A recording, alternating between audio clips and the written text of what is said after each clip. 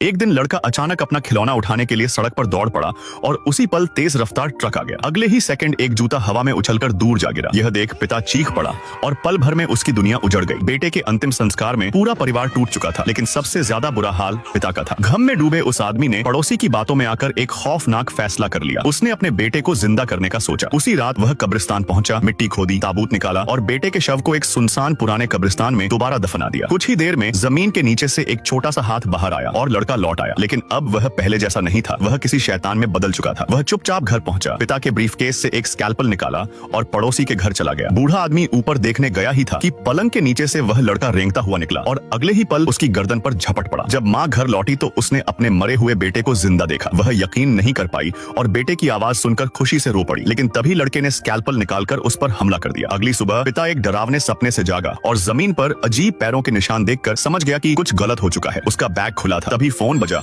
और रिसीवर से बेटे की आवाज आई, डैडी मेरे साथ खेलने आओ। निशानों का पीछा करते हुए वह ट्रैंक्विलाइजर लेकर आगे बढ़ा। तभी अचानक छत से उसकी पत्नी की लाश नीचे गिरी और ऊपर से लड़के की हंसी गूंजने लगी। वह पिता पर टूट पड़ा और उसे काट लिया। मजबूर होकर पिता ने ट्रैंक्विलाइजर इस्तेमाल किया और लड़का शांत हो गया। उसी पल उसे एहसास हुआ कि यह उसका बेटा नहीं है। दर्द में टूटे उस आदमी ने घर पर पेट्रोल डालकर आग लगा दी और पत्नी की लाश लेकर चला गया, लेकिन उसका गम खत्म नहीं हुआ। वह फिर कब्रिस्तान पहुंचा और आधी रात ठीक 12 बजे उसकी पत्नी भी लौट आई। यह कहानी सिखाती है कि जिंदगी और मौत ईश्वर के नियम है और मरने वालों की आत्मा को शांति से जाने देना ही